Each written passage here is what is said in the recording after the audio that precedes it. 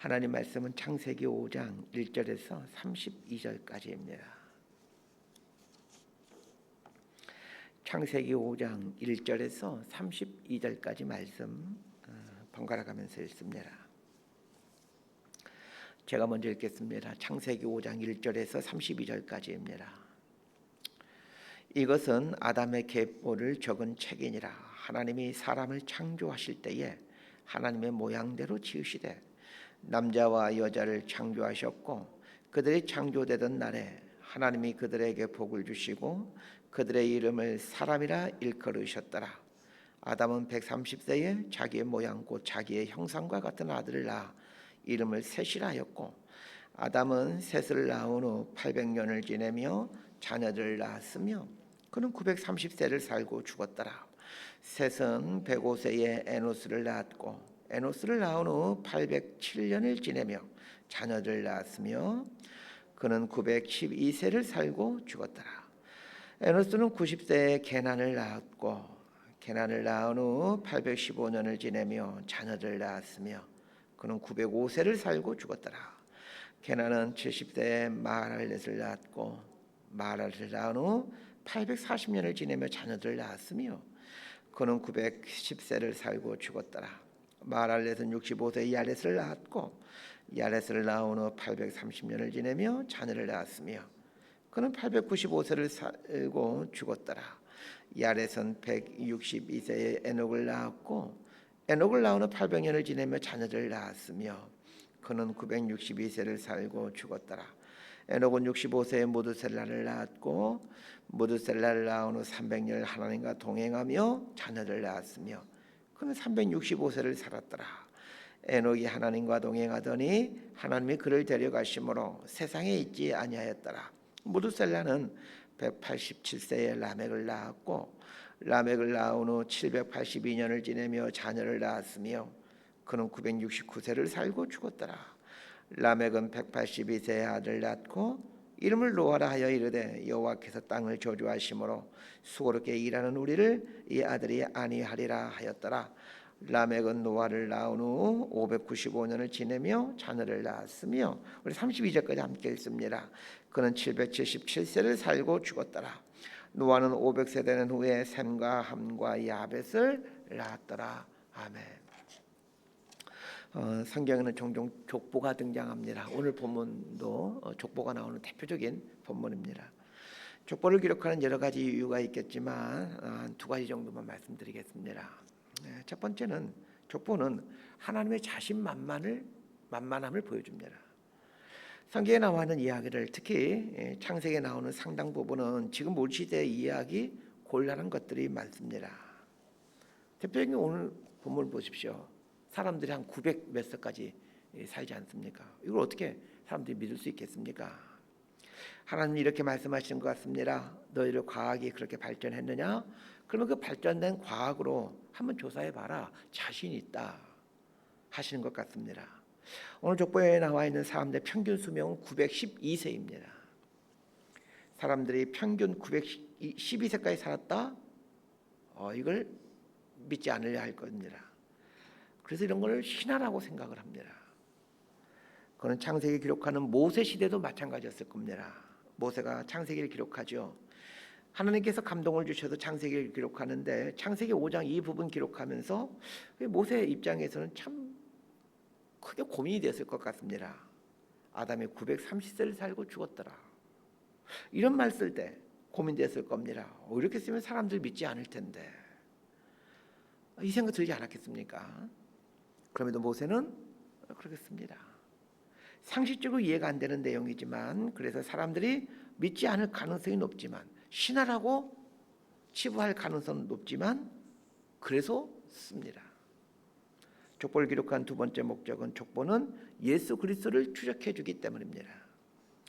하나님은 인간이 죄를 짓자 말자 예수 그리스도를 통해 인류를 구원할 것이라는 것을 계시해 주십니다. 성경에 처음으로 예수 그리스도를 계시해 준 말이 창세기 3장 15절에 여자의 후손이라는 말입니다. 내가 너로 여자와 원수가 되게 하고 내 후손도 여자의 후손과 원수가 되게 하리니 여자의 후손은 내 머리를 상하게 할 것이요 너는 그의 발꿈치를 상하게 할 것이니라. 우리 얼마 전에 배웠던 말씀이죠. 인류를 구원할 메시아는 여자의 후손으로 오신다는 겁니다. 족보는 이 땅에 예수 그리스도가 창세기 3장 15절에서 말한 것처럼 여자의 후손으로 왔다라는 것을 잘 보여주고 있습니다. 그래서 신약성경의 첫 번째 책인 마태복음의 첫 번째 구절은 어떻게 시작합니까? 아브라함과 다윗의 자손 예수 그리스도의 세계라 하면서 그 예수 그리스도의 족보를 정리를 해주고 있는 겁니다. 구약을 압축하면 족보가 나옵니다. 그런데 그 족보도 또 압축하면 두 사람이 나오죠. 아브라함과 다윗입니다. 아브라함과 다윗의 족보를 자세하게 펼쳐놓으면 그게 구약 성경입니다. 자, 1절과 2절 말씀 함께 읽습니다. 시작.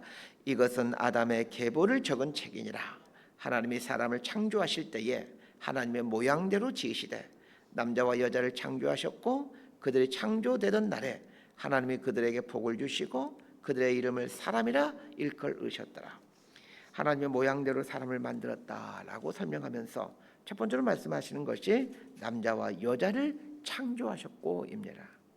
이 말은 인간의 공동체를 이루며 살아가는 것처럼 하나님도 공동체를 이루며 살고 있다라는 말입니다.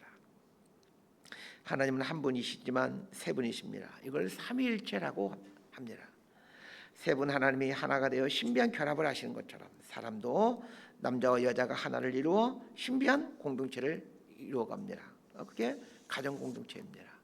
세 분 하나님이 하나이신 것처럼 남자와 여자는 하나로 연결이 됩니다. 두 번째는 하나님이 사람을 창조하시던 날에 복을 주셨다는 겁니다. 2절을 보십시오. 그들이 창조되던 날에 하나님이 그들에게 복을 주시고. 자, 그런데 무슨 복을 주셨습니까? 무슨 복을 주셨는지 설명이 없습니다. 이 복에 해당하는 히브리어는 바라크입니다. 바라크의 가장 기본적인 뜻은 무릎 꿇다, 송축하다입니다. 하나님은 인간을 창조하시던 날에 인간으로 하여금 하나님께 무릎 꿇는 복을 주셨습니다. 하나님을 송축하는 복을 주셨습니다. 무릎을 꿇고 송축한다라는 말은 하나님과 깊은 생명의 관계를 맺고 있다는 뜻입니다.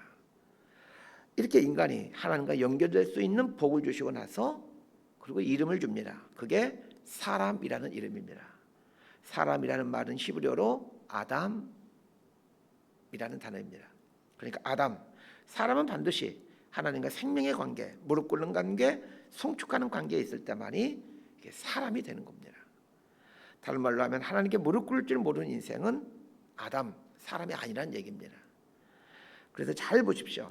아담의 후손을 말하면서 큰아들인 가인을 이야기하지 않고 하나님 앞에 무릎 꿇은 셋과 셋의 후손들을 이야기하는 겁니다. 인간적으로 보면 가인이 장자에게 아담의 아들로 기록되어야 되는데 가인을 낳았다라는 말을 하지 않고 셋을 낳았다라는 말로 셋을 낳았다는 이야기를 지금 성경이 기록해주고 있습니다. 자, 우리 3절 말씀을 함께 읽도록 합니다. 시작. 아담은 130세에 자기의 모양 곧 자기의 형상과 같은 아들을 낳아 이름을 셋이라 하였고, 아담이 죽은 아벨 대신에 아들을 낳고 그 이름을 셋이라고 합니다. 셋이라는 의미는 임명하다, 보존하다, 간주하다 이런 뜻의 단어입니다. 죽은 아벨 대신에 셋을 믿음의 아들로 임명하고 간주했다라는 말입니다. 동시에 장자였던 가인을 적자로 인정하지 않고 셋을 적자로 간주하고 임명했다라는 말입니다. 셋은 아들을 낳고 에노스라고 이름을 짓습니다. 에노스라는 이름 뜻은 너는 죽는다라는 뜻입니다. 이 말은 영원히 살 것처럼 기고만장하게 살아가는 당시에 가인의 길을 걷는 사람들에게 주는 경고의 말입니다. 사실 이 당시 사람들의 평균 수명이 900 몇 살이니까 거의 죽음을 맛보지 못했습니다. 죽음이 뭔지 잘 모르죠, 사람들은. 더군다나 셋은 아담의 아들이지 않습니까? 그럼 지금 가인과 가인의 아들들, 손자들이 살고 있는데 이들 역시 다 살고 있습니다. 죽음이 무엇인지 모르는 상황입니다. 그때 셋은 아들을 낳고는 아들 이름을 에노스라고 짓습니다. 너는 죽는다라고 지음으로 셋은 당시 수많은 자신의 형제들과 조카들에게 무언의 설교를 합니다. 영원히 살 것 같지? 아니야, 금방 죽어. 반드시 죽어. 그래 죽음을 준비하며 살아야 돼. 이런 의미가 에노스라는 이름에 담겨 있는 겁니다. 자, 우리 21절에서 24절까지 말씀 함께 보도록 하겠습니다. 시작. 에녹은 65세에 무드셀라를 낳았고 무드셀라를 낳은 후 300년을 하나님과 동행하며 자녀들을 낳았으며 그는 365세를 살았더라. 에녹이 하나님과 동행하더니 하나님이 그를 데려가심으로 세상에 있지 아니하였더라. 이제 에녹이라는 사람 우리 다 알고 있는 유명한 그 에녹인데, 이 에녹이라는 말의 뜻은 봉헌하다라는 뜻을 가지고 있습니다. 에녹은 그의 이름 뜻처럼 하나님 앞에 봉헌된 삶을 삽니다. 에녹은 하나님 앞에 온전히 봉헌되어 하나님과 동행하는 삶을 살죠. 그런데 에녹이 하나님과 동행하며 살게 된 이유가 있습니다. 에녹이 65세에 무드셀라를 낳습니다. 재미있는 것은 무드셀라를 낳은 후에 하나님과 동행했다, 이렇게 말하고 있습니다. 이게 중요합니다. 무드셀라를 낳은 후 300년을 하나님과 동행했다. 이 후라는 단어가 여러분 성경에 동그라미를 쳐놓으시기 바랍니다. 자, 그럼 왜 에녹은 무드셀라를 낳은 후 하나님과 동행했던 것일까요? 자, 에녹이 살던 시대의 영적 상황을 한번 봅시다. 전반적으로 이 영적인 암흑기라는 것을 금방 알게 됩니다. 가인의 인생관이 판을 치는 시대였습니다.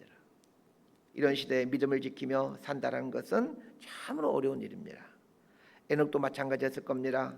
타락한 세상에서 세상에 물들지 않기 위해 나름 애를 써봤겠지만 그래도 물들어가는 것은 어쩔 수가 없는 일이었습니다.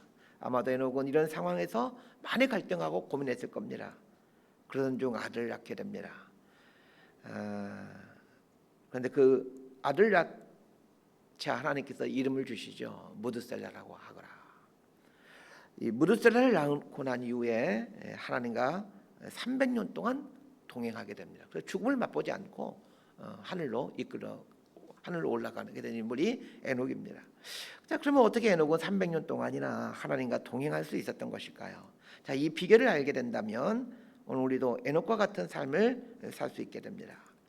에녹이 아들을 낳게 되는데 하나님께서 아들 이름을 무드셀라라고 짓게 합니다. 이때부터 에녹의 삶은 이전과는 다른 삶을 살게 됩니다. 이 무드셀라라는 말의 뜻은 창 던지는 자라는 뜻입니다. 창 던지는 자라는 호칭은 족장들에게만 주어지는 이름이었습니다. 고대 세계에서 그 부족 간의 전쟁을 하게 될 때 창 던지는 자, 즉 족장이 죽임을 당하게 되면 그 부족은 심판을 받는다라는 이런 어떤 전통, 관습, 문화 이런 것들이 있었습니다. 에녹에게 아들의 이름을 무드셀라라고 지으라고 한 것은 머지않아 심판이 온다라는 말이었습니다. 언제 심판이 옵니까? 무드셀라가 죽게 될 때, 창 던지는 자, 족장이 죽게 될 때 심판이 오게 됩니다. 하나님은 에녹에게 그의 아들의 이름을 통해 심판을 계시해 주셨습니다. 이때부터 에녹은 하나님과 동행하게 되는 겁니다. 에녹이 살던 시대는 모든 사람들이 타락한 시대였습니다. 믿음의 계승자였던 셋의 후손들조차도 점차 타락해가고 있는 상황이었습니다. 심판은 언제 옵니까? 믿음의 사람들이 타락할 때입니다. 믿음의 사람들이 믿음을 저버리고 세상 방법을 선택하며 살 때입니다. 오늘 본문을 보다가 이 시대를 조명해 봅니다. 세상은 갈수록 믿음의 사람들이 살아가기가 쉽지 않은 세상이 될 겁니다. 믿음의 사람들의 마음을 흔드는 일들이 더욱더 많이 생길 겁니다. 예수님 오실 날이 점점 가까이 올수록 믿음의 사람들이 믿음을 갖고 살아가는 것은 아마 그렇게 쉬운 일이 아닐 겁니다. 에녹의 시대와 지금의 시대는 그런 면에서 비슷합니다. 쉽지 않은 세상에서 에녹처럼 믿음을 지키며 살 수 있는 방법이 있습니다. 에녹이 무드셀라가 죽게 되면 심판이 온다라는 것을 이제 하나님으로부터 들었습니다. 무드셀라라는 이름이 심판을 말해줍니다. 그럼 정말로 무드셀라가 죽게 되었을 때 심판이 왔던 것일까요? 여기서 말하는 심판은 우리가 잘 알고 있는 노아의 홍수 심판을 말합니다. 한번 계산해 보도록 하지요. 무드셀라의 아들이 라멕입니다. 무드셀라가 187세에 라멕을 낳았다라고 말을 하고 있죠. 라멕은 노아를 낳게 되는데 182세에 노아를 낳게 됩니다. 무드셀라와 노아는 할아버지와 손자 관계이죠. 이 두 사람의 나이 차이는 369살이죠. 187세 더하기 182, 369세입니다. 무드셀라가 몇 살에 죽습니까? 969살에 죽습니다. 무드셀라가 969살일 때 죽게 되는데 그때 노아는 몇 살일까요? 369살 차이 나니까 계산 금방 되죠. 600살. 노아는 600살 때, 무드셀라는 969살이 되어 죽게 됩니다. 창세기 7장 6절 말씀을 제가 읽어드립니다. 홍수가 땅에 있을 때에 노아가 600세라. 하나님은 에녹에게 무드셀라가 죽게 되면 이 땅에 심판이 온다라고 분명하게 알려주었습니다. 그리고 정말로 무드셀라가 죽자 심판이 옵니다. 하나님께서 노아의 에녹에게 심판에 대한 계시를 해주므로 에녹이 하나님과 동행하게 됩니다. 에녹이 하나님과 동행할 수 있었던 이유는 심판에 대한 믿음입니다. 우리 아까 좀 전에 사도신경 고백하면서 예수님이 다시 오실 것을 믿습니다. 우리 이렇게 고백하지 않았습니까? 혼탁한 이 세대에서 믿음을 지키며 살 수 있는 비결은 이 종말에 대한 심판에 대한 믿음입니다. 그 예수님이 다시 오셔서 심판하신다라는 이 믿음 갖고 있을 때 에녹처럼 하나님과 동행하며 살 수 있게 됩니다. 그러면 우리에게 예수님의 재림의 때를 계시해 주었습니까? 안 해주었습니까? 계시해 주었습니다. 언제 예수님이 오십니까? 제가 알려드릴게요. 2026년 12월 31일에 예수님이 재림하십니다. 이렇게 말하면 이단입니다. 예수님이 분명하게 당신이 오실 날을 계시해 주셨습니다. 그때가 언제입니까? 땅끝까지 이르러 복음이 증거되는 때입니다. 예수님 그렇게 말씀하셨잖아요. 땅끝까지 이르러 복음이 증거되면 내가 그때 오리라. 에녹 입장에서 무드셀라가 죽는 날은 그 날짜는 도저히 알 수 없었죠. 몇 년도에 네 아들 무드셀라가 죽는다 이렇게 말씀하지 않았습니다. 무드셀라가 죽을 때에 심판이 온다 라고 말씀해 주었죠. 그런데 에녹이 동행하지 않습니까? 그런 것처럼 땅끝까지 이르러 복음이 증거되는 때에 내가 온다 라고 예수님 말씀해 주셨습니다. 그날이 언제인지는 알 수 없죠. 에녹이 하나님과 동행하는 동안 어떻게 살았을까 생각해 보면 오늘 우리가 어떻게 살아야 될지를 알게 됩니다. 첫 번째, 에녹은 심판을 믿었습니다. 그렇다면 우리도 예수님이 다시 오신다는, 그래서 심판하신다는 사실을 믿어야 합니다. 두 번째, 에녹의 눈이 어디에 늘 가 있었겠습니까? 늘 무드셀라에 가 있을 수밖에 없었습니다. 그럼 우리의 관심도 어디에 있어야 되겠습니까? 땅끝까지 복음이 증거되는 것에 가 있어야 합니다. 때를 얻든지 못 얻든지 복음을 증거하는 일에 관심이 있어야 합니다. 그런데 오늘 상당수의 교회들은 교회를 키울 생각은 늘 하지만 복음을 민족들에게 전할 생각들 여기는 그렇게 큰 관심이 없습니다. 많은 교회들이 선교에 대한 관심을 잃어가고 있습니다. 교회 존재 목적이 선교인데 선교에 대한 관심을 잃어가고 있습니다.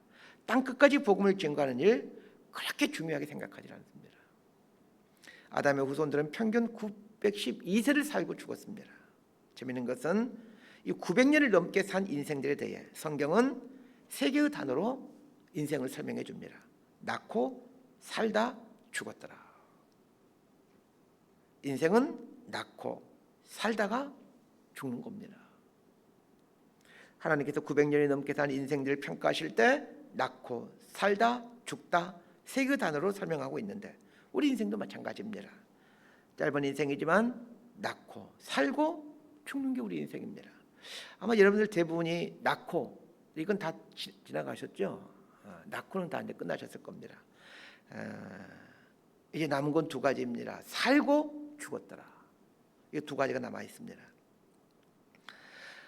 이 살다라고 번역된 이 히브리어는 하이라는 단어인데 이 살다라는 능동태가 아니라 이 하이라는 단어는 사실은 살려두다, 살게 하다라는 수동태 단어입니다. 우리는 내가 사는 것이라고 생각합니다. 그러나 그렇지 않습니다. 하나님이 살려주신 기간입니다. 지금의 나의 인생 기간은 하나님께서 살려주신 기간입니다. 인생을 이런 관점을 갖고 사는 겁니다. 말씀 정리합니다. 조상들의 삶을 통해 우리에게 주어진 인생을 어떻게 살아갈까 정리해 보고자 합니다. 첫 번째는 인생이 유한하다는 것을 기억하는 겁니다. 두 번째는 하나님의 심판이 반드시 있다는 것을 기억하는 겁니다. 세 번째는 하나님 없이 흘러가는 인생 시간은 아무런 의미 없는 시간이라는 것을 기억하는 겁니다. 하나님과 상관없이 욕심에 이끌려 살아가는 인생 시간은 의미 없는 사망의 시간에 불과합니다. 마지막 날 대비하며 살아가는 지혜로운 사람들 되십시다. 우리의 눈과 마음을 하나님께 고정하고 에녹처럼, 노아처럼 살아가도록 하십시다. 에녹의 삶과 노아의 삶이 많은 이들에게 교훈을 주었듯이 우리의 삶이 누군가에게 이 생명의 교훈이 되어갈 수 있도록 살아가십시다. 이렇게 살아가는 저희 여러분 모두가 되기를 진심으로 소망하고 축복합니다. 기도하겠습니다. 하나님, 900년이 넘게 살았던 우리 조상들의 삶을 살펴보았습니다. 결국 그들도 하나님 앞에 서는 날 맞이했습니다. 우리도 언젠가는 하나님 앞에 서게 될 겁니다. 하나님 앞에 서게 될 날 준비하며 살아가는 지혜로운 인생들 되게 하시고 이 마지막 때 정신 차리고 살아가는 그리스도인이 되게 해주십시오. 하나님 안에 있었기에 하나님과 동행하며 살았던 에녹을 바라보고 사람들 영원한 안식으로 인도해가는 삶을 살았던 노아의 삶을 바라보며 이 마지막 시대를 믿음을 지키며 살아가는 저희를 되게 하여 주옵소서. 예수님 이름으로 기도드리옵나이다. 아멘.